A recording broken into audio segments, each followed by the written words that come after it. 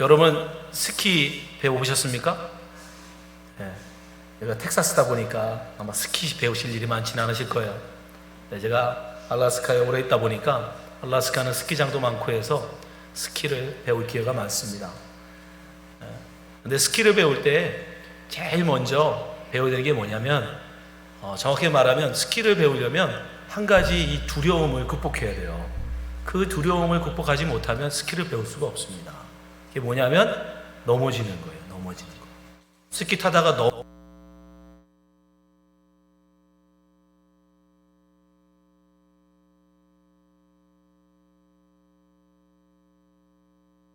많이 나오고.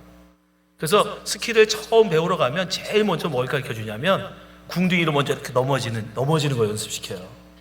그래서 넘어지는 게 자신이 있을 때, 넘어지는 게 이제 두렵지 않을 때, 그래서 혼자 넘어지고 일어날 수 있는 그 일어나는 연습이 다 맞춰지면 그제서 앞으로 가는 걸 가르쳐 줍니다. 그러니까 넘어짐에 대한 두려움, 그걸 극복하지 못하면 스키를 배울 수가 없어요. 그 장애를 극복하지 못하면, 그 장애물을 뛰어넘지 못하면 그 다음 단계로 나갈 수가 없는 거예요. 근데 우리의 신앙에도, 우리의 신앙생활에도 그런 게 있다는 거예요. 오늘 본문에 보면 12년 동안 혈류병 앓는 여인이 있었습니다. 12년 동안 그가 고생하고 많은 의원들을 찾아다니면서 고침받기를 원했지만 그렇게 고침받던 여인이 예수님의 옷에 손 한 번 대었을 뿐인데 치유함을 받아요. 고침을 받습니다. 어떻게 12년 동안 고치지 못하던 그 병이 한순간에 그렇게 고쳐지는 놀라운 기적, 그 하나님의 놀라운 능력을 경험했느냐? 여러분, 그건 세 가지 그 앞에 있던 어려움, 장애물을 뛰어넘었기 때문입니다. 그냥 갑자기 어느 날 갑자기 이루어진 게 아닙니다. 그녀 앞에 놓여있는 정말 어려운 세 가지 장애물을 그녀가 뛰어넘었기 때문에 그런 놀라운 은혜를 경험할 수 있었던 거예요. 우리도 마찬가지예요. 여러분의 신앙이 그냥 매일 같은 반복적인 그런 신앙이 아니라 뭔가 하나님의 놀라운 기적, 하나님의 놀라운 은혜를 경험하고 여러분 체험하길 원하십니까? 그러면 여러분 앞에 놓여있는 이 장애물을 뛰어넘으셔야 돼요. 그걸 배우지 못하면, 그걸 이기지 못하면 여러분 우리는 늘 그 수준에서 머물러 있을 수밖에 없는. 그럼 과연 우리가 뛰어넘어야 될 장애물이 무엇일까? 이 여인은 어떤 장애물을 뛰어넘었는지 우리가 그걸 통해서 우리 역시도 그것을 뛰어넘는 그런 신앙이 되길 원합니다. 첫 번째, 이 여인이 뛰어넘었던 장애물은 바로 일반 상식. 일반 상식. 병은 의사에게, 약은 약사에게. 그건 여러분 상식이죠. 몸이 아프면 병원에 가서 의사에게 치료만 받아야 된다라는 건 여러분 상식이에요. 몸이 아플 때 약을 필요하면 약사에게 가서 약을 사야 된다는 게 상식입니다.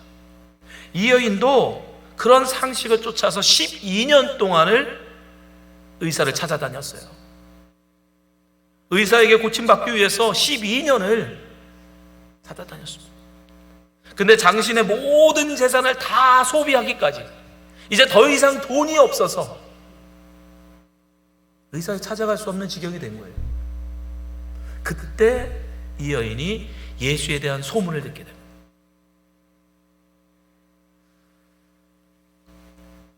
그리고 예수님에 대한 소문을 듣고 갑자기 그 여인의 마음속에 무슨 마음이 드냐? 아, 중풍병자도 고치시는 그분, 귀신 들린 자도 고치시는 그분, 못 고치는 병이 없다고 하시는 그분 옷에 내 손만 대어도 이 정도 병은 낫지 않을까? 그런 믿음이 그 안에 생긴 거예요. 자, 병은 의사에게 가서 고침받아야 하는 상식, 경험, 지식이죠. 우리가 알고 있는 기본적인 지식이에요. 그 지식과 예수님의 옷에 손만 대어도 낫겠다라고 하는 믿음이 충돌하는 겁니다.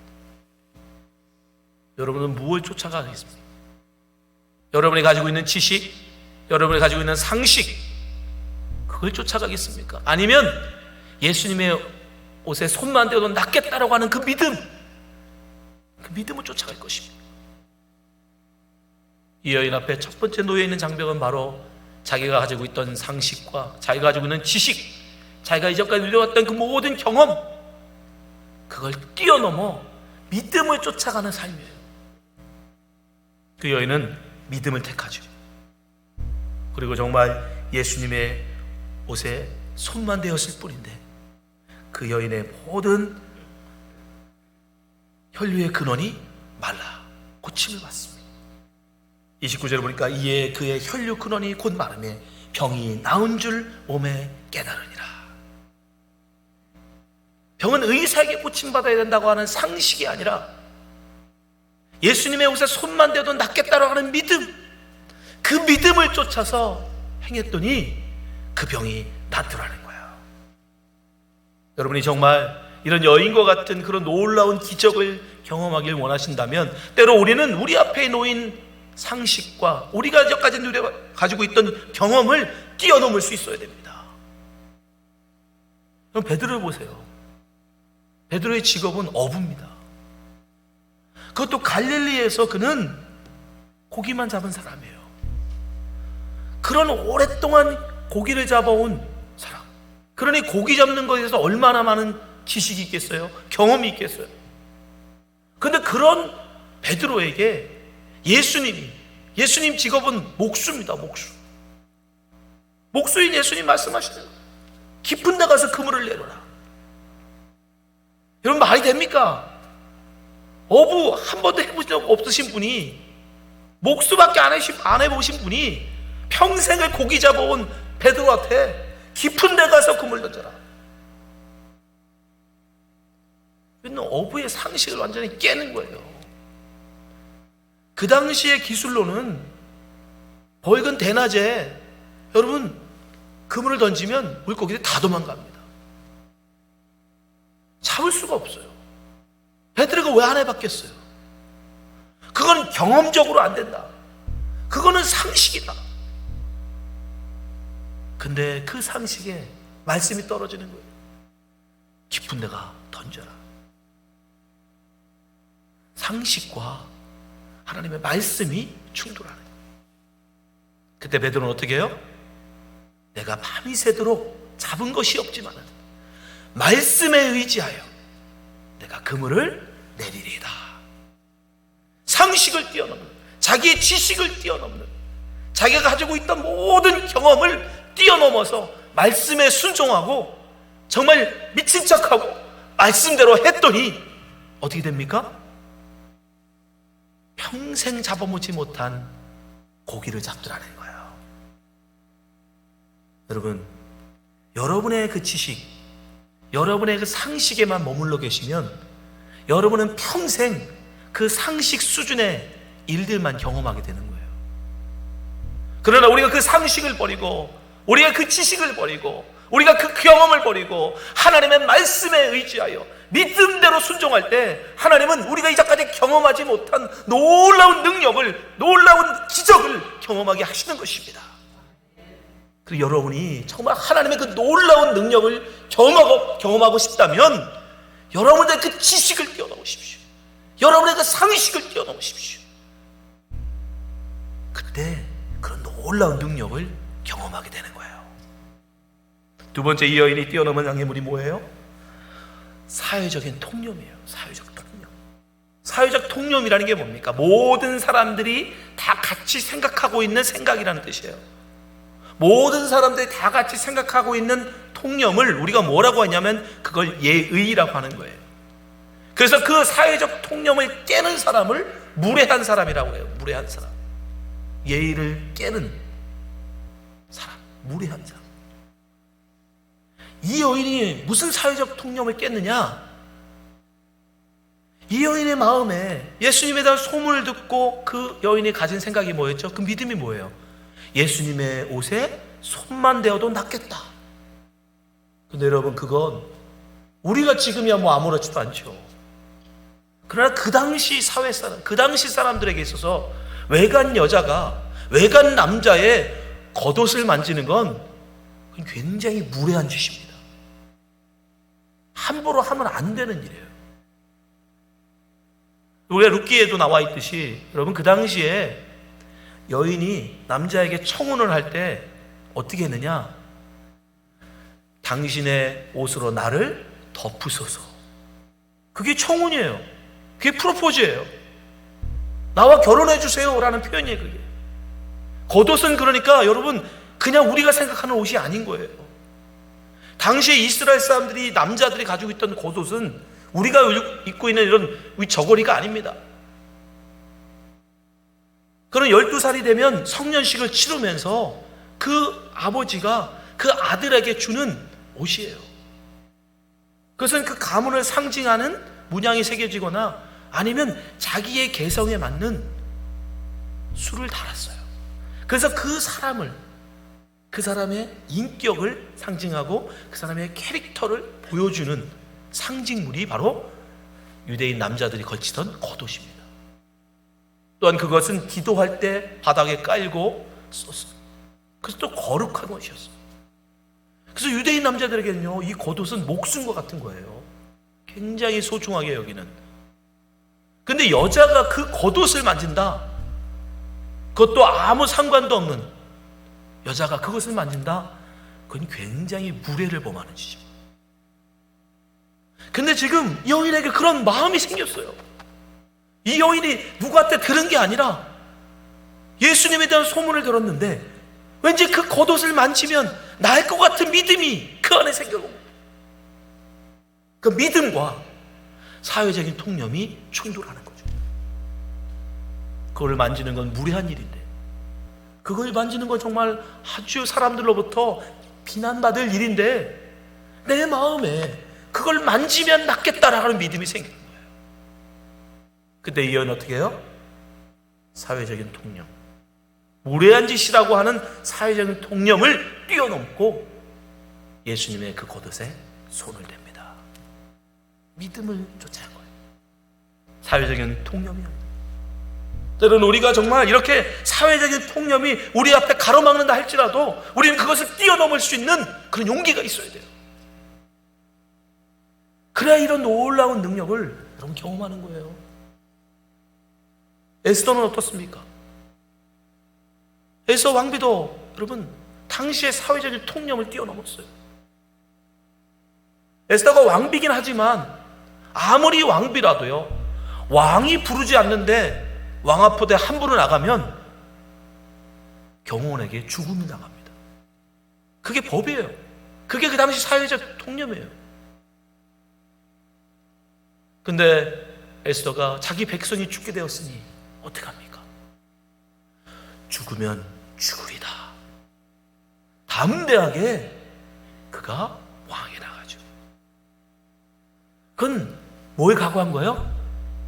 죽으면 죽겠다. 이 일로 인해서 내가 죽는다면,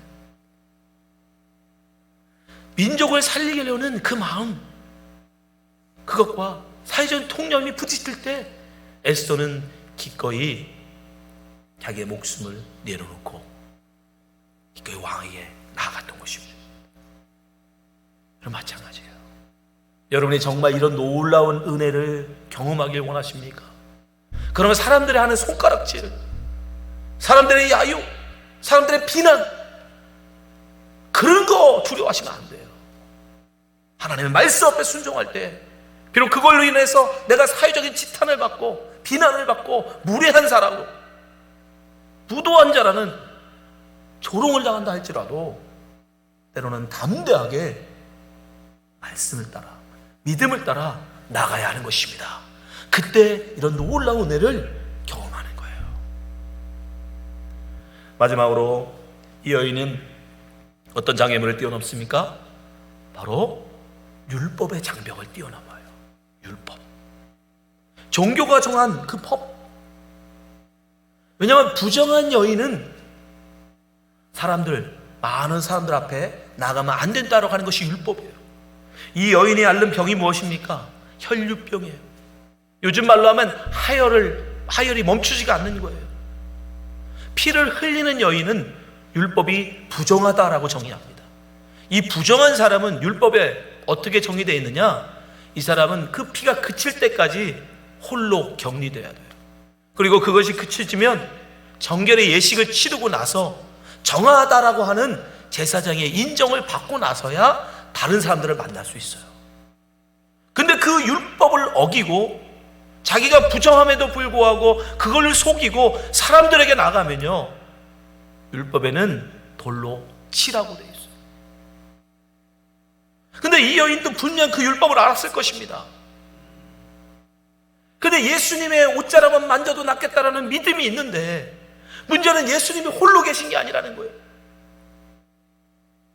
예수님이 많은 사람들로 둘러싸여 있어요. 내가 이 믿음을 행하려면, 이 믿음을 실천하려면 많은 사람들 속으로 들어갈 수밖에 없어요. 율법을 어길 수밖에 없어요. 율법과 믿음이 충돌하는 거예요. 근데 이 여인은 어떻게 해요? 믿음을 택합니다. 그건 뭘 각오한 거예요? 죽으면 죽으리라. 나의 부정함이 드러나서 많은 무리들 사람들 속에 이 여자는 부정한 여자다, 그게 드러나면요, 그 즉시로 돌에 맞아 죽어요. 그러니까 이 여인이 예수님 앞에 나가 그 옷을 만지는 건 단순하게 여러분 나간 게 아니에요. 죽음을 각오한 거예요. 내가 이 율법을 어겨 돌에 맞아 죽는다 할지라도 나는 주님의 그 믿음, 내가 주님의 옷자락에 만져도 난 낫겠다라고 하는 그 믿음을 택하여 나갔던 것입니다. 그때 놀라운 하나님의 그 은혜를 경험한 거예요.